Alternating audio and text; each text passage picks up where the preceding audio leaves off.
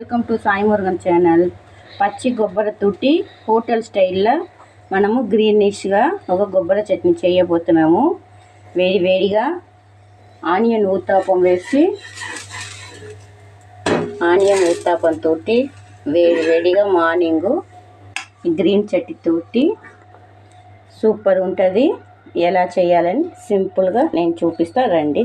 ఒక mixie jar తీసుకుని కొంచెం పచ్చి కొబ్బరి, ఒక హాఫ్ కప్పు పుట్నాలు, ఒక 3 పచ్చిమిరపకాయలు, ఒక చిన్న చింతపండు, ఒక 4-5 వెల్లుల్లి రెబ్బలు, కొంచెం కొత్తిమీర ఆకు, ఒక చిన్న అల్లం ముక్కలు, కొన్ని కరివేపాకు, కొంచెం పచ్చి ఆనియన్ ఇవన్నీ వేసి కావాల్సిన సాల్ట్ వేసి హాఫ్ గ్లాస్ వాటర్ పెట్టి మనం మిక్సీకి మెత్తగా పట్టేసి వేస్తాం.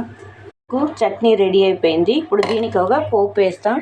ఒక తవ్వ పెట్టుకొని దాంట్లో కొంచెం ఆయిల్ పోసుకొని ఆవాలు, మినపప్పు, కరివేపాకు, దానికి కొంచెం పచ్చి ఆనియన్ వేసి మొత్తం వేగనియాలి.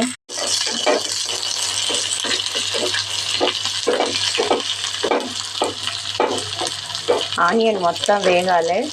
అప్పుడే చట్నీకి మొత్తం వాసనగా బాగుంటుంది టేస్ట్. పచ్చి కొబ్బరి పుట్నాల చట్నీ ఇడ్లీ, దోశ, చపాతీకి చాలా బాగుంటుంది. మనకు ఆనియన్ ఇప్పుడు గోల్డెన్ బ్రౌన్గా వస్తుంది.